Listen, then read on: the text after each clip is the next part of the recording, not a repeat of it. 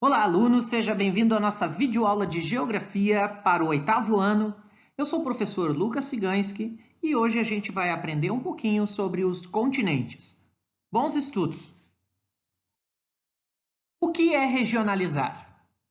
Regionalizar é dividir o espaço, um município, um estado, um país, um continente ou todo o mundo em regiões, utilizando para isto alguns critérios. Regiões são partes de um todo que possuem traços comuns. Para que regionalizar? Regionalizamos um espaço para estudar melhor ou compreendê-lo para fins administrativos ou também de planejamento. Como regionalizar o mundo? Existem diversos critérios para regionalizar o mundo. Um deles é por continentes. Também é possível regionalizar o mundo por paisagens naturais, por países ricos e pobres, por grandes culturas, etc. Todas essas formas de regionalizar dependem não apenas do espaço a ser regionalizado, mas também dos nossos objetivos. Os continentes. A divisão por continentes é uma forma de regionalizar o mundo fundamentada, principalmente, em fatores físicos ou naturais. O que são continentes? Continentes são imensas massas sólidas na superfície terrestre. Os 6 continentes do mundo: América, Antártida, Europa, África, Ásia e Oceania. Qual a diferença entre um continente e uma ilha? A principal diferença entre os dois é o tamanho. O menor continente do mundo é a Austrália e a maior ilha é a Groenlândia. Ambos são porções de terras cercadas de água por todos os lados. As massas continentais. Existem 4 grandes massas continentais, também chamadas de porções territoriais na superfície da Terra. Observe o mapa físico do mundo.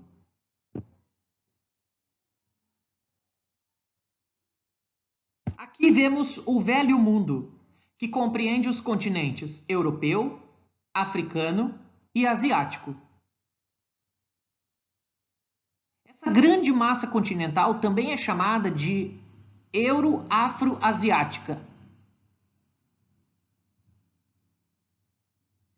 Esta outra grande massa continental é chamada de Novo Mundo.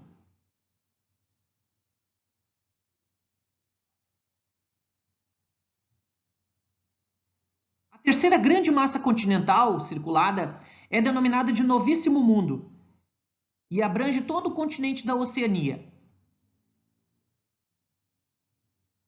A quarta e última grande massa continental é o continente Antártico.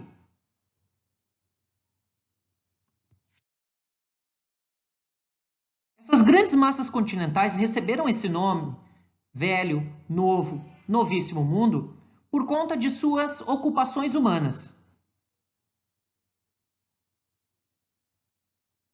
A grande massa continental onde surgiu o ser humano foi no Velho Mundo. Logo em seguida, através das grandes migrações, o ser humano migrou para o Novo Mundo e, por fim, para o Novíssimo Mundo. O continente Antártico não recebeu ocupação humana ao longo de sua história.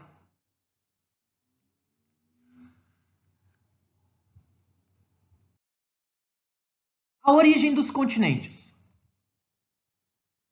A evolução natural ou geológica do planeta, com a divisão da superfície terrestre em partes líquidas e sólidas.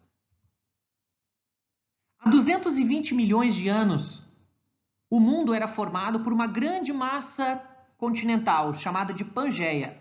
Abrangia todos os continentes interligados entre si. Teoria da deriva continental. Ela foi apresentada por Alfred Wegener em 1913, um meteorologista alemão. Nesta teoria, Alfred Wegener explicou a lenta movimentação dos continentes e das placas tectônicas ao longo da história geológica do planeta.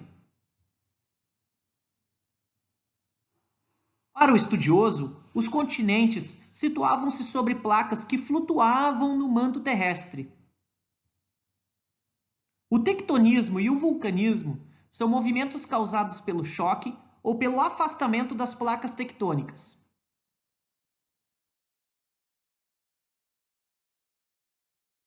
Movimentação tectônica do planeta. Nesta animação, é possível ver como os continentes se movimentaram através da teoria da deriva continental, criada pelo meteorologista alemão Alfred Wegener. Através dessa teoria, Wegener explicou que os continentes se movimentavam graças às placas tectônicas. Essas placas tectônicas se moviam sobre o manto terrestre.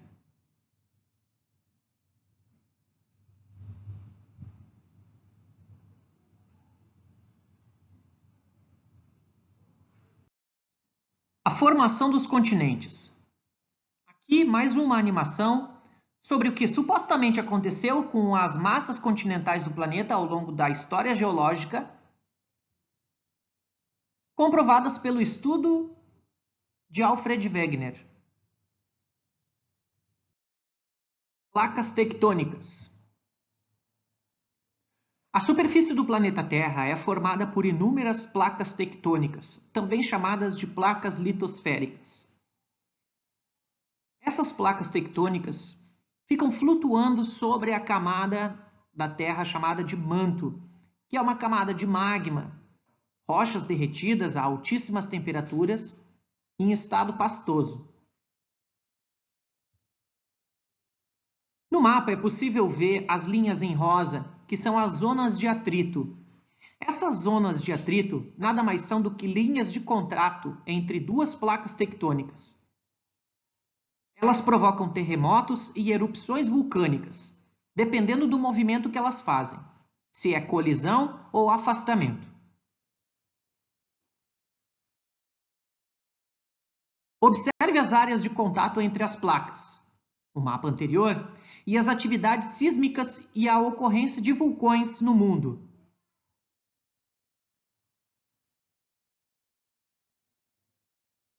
Em roxo, aparecem as principais zonas sísmicas da Terra. Os pontos amarelados são os principais vulcões.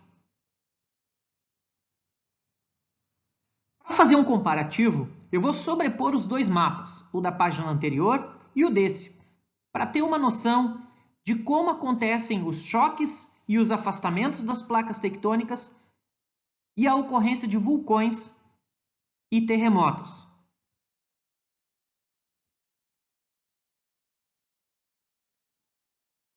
Veja que a ocorrência de vulcões e terremotos acontecem exatamente nas zonas de encontro de placas tectônicas.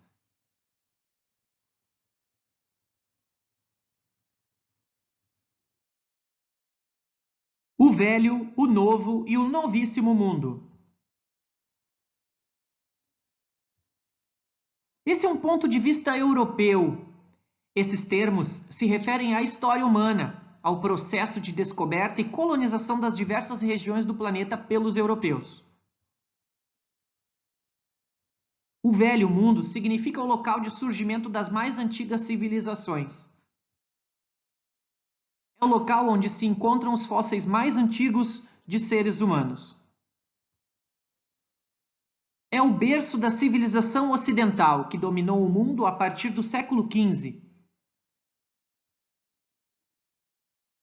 A ocidentalização é um processo de alteração de hábitos e modos de vida tradicional de uma sociedade, que aos poucos vai incorporando os valores e tecnologia da cultura ocidental. Antártida. A Antártida não foi chamado de mundo por não ser habitado por nenhum povo. Não existem cidades nem áreas agrícolas neste continente. Não foi dividida em países e ninguém reside ali de forma permanente. O interesse pela Antártida se dá de acordo com a localização, porque lá várias bases militares e aeroespaciais são instaladas por vários países do mundo. Pelas suas águas, a Antártida é a maior reserva de água potável e fauna diversa. Subsolo. O subsolo da Antártida possui muitos recursos minerais, dentre eles o petróleo.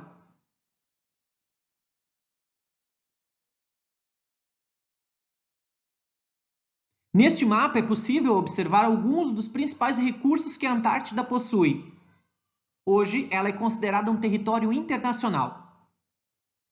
Somente bases de pesquisa científica podem se instalar no continente.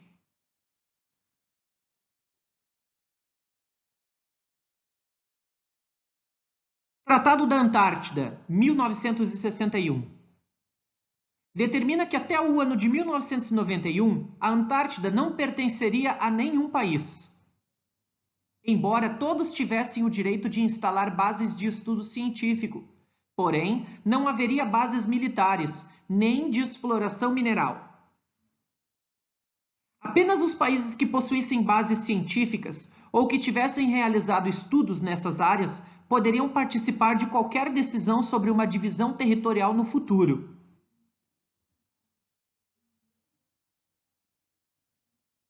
Na imagem a seguir, aparece a Estação Comandante Ferraz, que é uma base científica do Brasil na Antártida, em 2008, antes de ser parcialmente destruída por um incêndio em fevereiro de 2012. Hoje, a base foi reconstruída e modernizada. Na reunião de 1991, os 30 países signatários do Tratado da Antártida decidiram prorrogá-los por mais 50 anos, ou seja, até o ano de 2041.